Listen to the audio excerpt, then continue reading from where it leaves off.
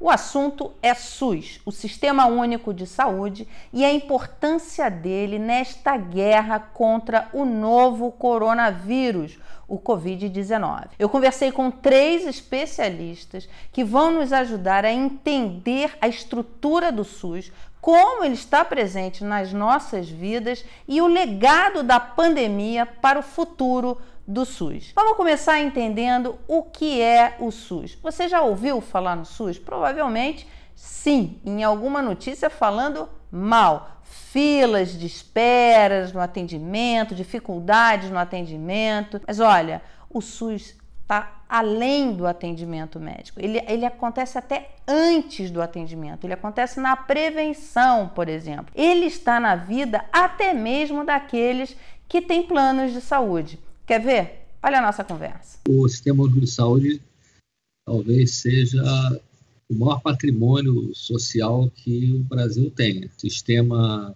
para 200 milhões de pessoas. Não tem sistema igual. É porque a gente pensa no SUS muito na doença. Não se pensa no SUS na vigilância, nas orientações para a sociedade. Então, quando a gente fala de vacina, e a vacina agora entra na moda porque gripe é sempre igual vacina, a gente precisa vacinar para gripe, quem faz é o SUS. Quem vacina é o Sistema Único de Saúde. O coronavírus mostra claramente a importância desse sistema e de como ele deve funcionar bem. A melhor inteligência que você tem na saúde pública, com os sanitaristas, vão estar no Sistema Público de Saúde. Ele não está no hospital privado.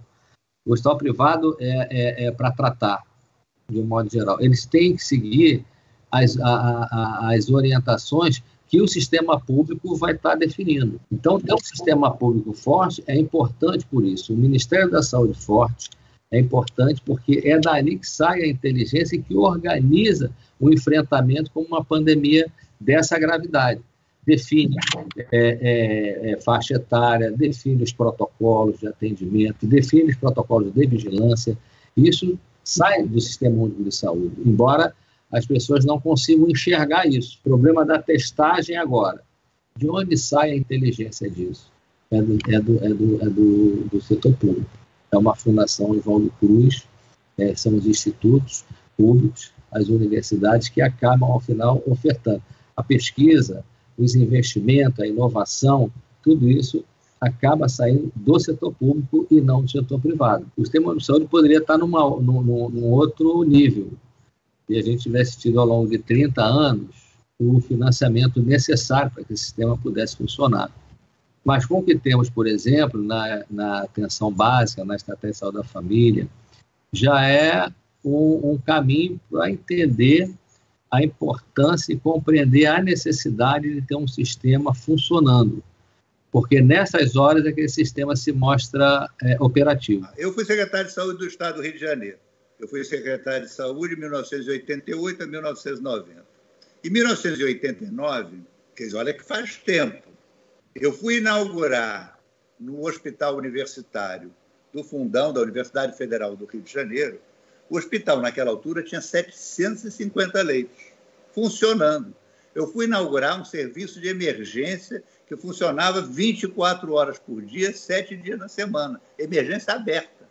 O hospital hoje não tem 200 leitos operando. Os americanos que não têm plano de saúde, eles não têm, que não têm saúde privada, eles não têm para onde recorrer, né? Hoje, como é que o sistema atende eles nos Estados Unidos? Você tem um Medicare e o Medicaid que atende ou população muito pobre ou população idosa, e você tem os planos de saúde. Quem não é nem pobre o suficiente para ser atendido pelo Medicaid, ou idoso para ser atendido Medicare, um ou outro, e não tem um vínculo empregatício com um plano de saúde, né, não tem um vínculo que garanta um acesso a um plano de saúde, essa pessoa é descoberta. É o que eles chamam de gastos catastróficos. Pessoas que, para poder ter o atendimento, vão pagar do próprio bolso, e, portanto, vão se endividar e vão criar uma situação pior ainda. Todos os anos, quando é anunciado o índice de reajuste dos planos de saúde, há uma gritaria geral, os órgãos de defesa do consumidor questionando porque esses índices, em geral, vêm acima da inflação e a sociedade se mobilizando para brigar contra esses aumentos. E o SUS? Quem financia o SUS? A sociedade, eu, você, nós brigamos por recursos para o SUS. Como esses recursos estão se comportando nos últimos anos? Quem financia o SUS? E como será o futuro desse financiamento? Infelizmente, eu acho que uma das dificuldades do SUS foi realmente ganhar os corações e mentes de todas as pessoas. Porque a gente ainda vê muitas vezes trabalhadores que brigavam para ter um plano de saúde, não brigando pelo SUS. A gente não vê uma disputa pelo SUS. Como você tem na Inglaterra, por exemplo. Na Inglaterra você tem um sistema público nacional e não há governo liberal, neoliberal, conservador que consiga destruir isso, porque isso a população tem isso como um direito, como um ganho que foi construído durante a guerra e que se fortaleceu após a guerra. E então não abrem mão disso. E infelizmente a gente ainda vê a população criticando o SUS, como se na Inglaterra existe fila, na Inglaterra existe também, você tem protocolos, você não vai ter acesso a tudo, não, você tem regras, mas isso é um bem comum, é algo que a população tem como um seu direito e tem que preservar. A gente tem problemas de eficiência, de efetividade, muitas vezes, mas isso pode ser melhorado. Tem que lembrar que o SUS tem sido subfinanciado desde o seu início. Então, essa questão do financiamento ela é fundamental, porque a gente não tem um SUS plenamente financiado. Você tem um SUS que é financiado, em parte, com recursos dos municípios, estados, mas ainda é pouco, comparado com outros países, nós já temos uma taxa de subfinanciamento maior do que muitos países, como a Inglaterra, por exemplo, outros países da Europa, Espanha. O sistema de saúde poderia estar num outro nível, se a gente tivesse tido ao longo de 30 anos o financiamento necessário para que esse sistema pudesse funcionar. Mas com o que temos, por exemplo, na atenção básica, na estratégia de saúde da família, já é um caminho para entender a importância e compreender a necessidade de ter um sistema funcionando. Porque nessas horas é que esse sistema se mostra operativo. O sistema privado ele deveria ser um sistema complementar para uma classe que pode pagar. Porque numa crise como essa, por exemplo, a gente está vendo os países da Europa trazer para si a responsabilidade do setor privado, como no caso da Espanha. Então, o Brasil, ele hoje tem as melhores condições para enfrentar, desde que se enxergue o Sistema Único de Saúde como a mola propulsora para o sistema de vigilância, de acompanhamento, monitoramento, atenção integral à saúde e tratamento. E o SUS, ele não é só a estratégia de atenção básica, ele tem o nível da especialidade, atendimento secundário, tem o nível terciário. E quando a gente sabe que, por exemplo, nos acidentes, é o sistema de saúde que atende. Quando você tem alta complexidade, de um modo geral, quem vai atender é o Sistema Único de Saúde. Então, ele está presente na vida de todo mundo. A gente sempre diz que quando você tem um acidente numa estrada, vem o SAMU, te leva para o hospital público. Porque o hospital público é capaz de ter um neurocirurgião, por exemplo, de plantão 24 horas, coisa que o setor privado muitas vezes não tem. Ele fica alcançável. Depois que é feito os primeiros cuidados, essa pessoa que vai para o setor privado, ele é transferido, mas os primeiros cuidados foram ali. Então, em qualquer sentido da vida, o sistema de saúde é fundamental para uma sociedade como a nossa, que é complexa, que tem diferenças enormes. Eu estou falando de populações muito precarizadas, como na cidade do Rio de Janeiro, nas populações desassistidas, como nas comunidades de favela, Rocinha, Alemão, Maré, e estou falando de populações indígenas no interior. E esse é o sistema de saúde que dá todo o amparo integral como para essas populações. E para uma sociedade tão complexa como a nossa, mesmo as classes mais favorecidas, elas também não podem perseguir o sistema único de saúde. Nessas horas é que a gente enxerga, porque a orientação não sai dali. Quem organiza o sistema e quem organiza a vida e a saúde pública é o Estado brasileiro. Nós que somos da área de saúde pública, nós sempre dissemos que a saúde é sempre um investimento, não é gasto. E aí a gente coloca algumas questões que estão agora no debate, como melhorar o investimento na saúde significa rediscutir, por exemplo, a emenda constitucional 95.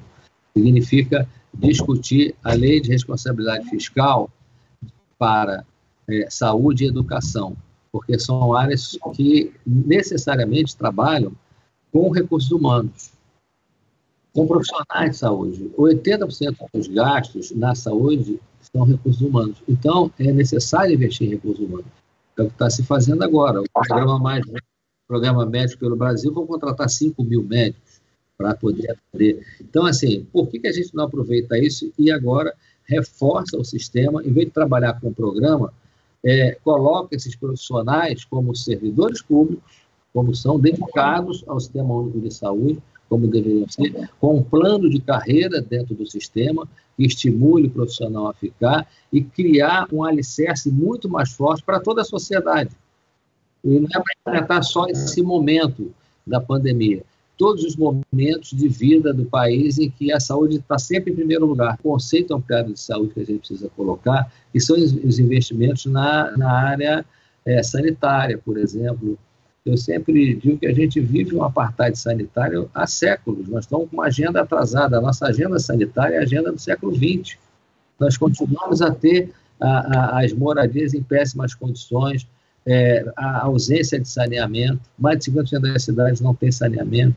Tem cidades que só 15, 20% tem saneamento básico. Então, nesse momento, como é que eu vou orientar numa epidemia como essa para uma família que pode ter o seu ente uma síndrome gripal em que ele precisa ficar isolado, e vou dizer para ele, use um banheiro privativo, se ele só tem um banheiro e moram 10 pessoas numa mesma casa, lave as mãos todo mundo, eles não têm dinheiro, ele tem que escolher entre comprar o sabão e o pão. Como nós vimos, o SUS, ele é um ativo do povo brasileiro, é uma riqueza do país. É perfeito? Não, longe disso, precisa melhorar e muito. Qual será o legado da pandemia para o SUS? E o que nós, como sociedade, temos que cobrar do Congresso e dos governos federal, estadual e municipal para, cada vez mais, reforçar esse nosso ativo? Eu acho que o que a gente poderia, nesse momento, já estar discutindo é fortalecer o sistema a partir dos grandes investimentos que são necessários para o SUS, principalmente recursos humanos. Isso significa rediscutir no legislativo emendas constitucionais, significa discutir plano de carreira do Sistema Único de Saúde para estados, para a área federal, estados e municípios, significa fortalecer a rede de estratégia da família e atenção primária em saúde, atenção básica, significa melhorar a área das especialidades, que hoje é um problema nas cirurgias. Você tem quase 400 mil pessoas em fila esperando algum tipo de atendimento, também de cidades como o Rio de Janeiro. Significa que, para resolver isso, é necessário investir. Outras epidemias virão, a possibilidade hoje de pandemias é muito maior, né? Estou lendo uma matéria, um TED do Bill Gates, que ele fala que agora, ao invés de mísseis, a gente vai ter vírus, bactérias, né? Elas vão ser as armas que vão provocar os mesmos efeitos que se tinha nas guerras, né? De muitas fatalidades. A gente está vendo a economia, aliás, a gente vai ver como é que é a economia frente a uma pandemia, né? O impacto disso. Então, a questão não é só de saúde pública, também é econômica, é social, né? Porque se não é esse SUS que a gente tem, mesmo subfinanciado, com toda a dificuldade, com as reclamações que a gente vê a população fazer e com toda razão, mas se ele não existisse, certamente a gente hoje estaria numa outra situação. E aí, sua opinião sobre o SUS continua a mesma? Gostou deste tema? Olha, compartilhe o vídeo e vamos aumentar este debate. Comente, deixe suas sugestões, porque este tema não se esgota aqui.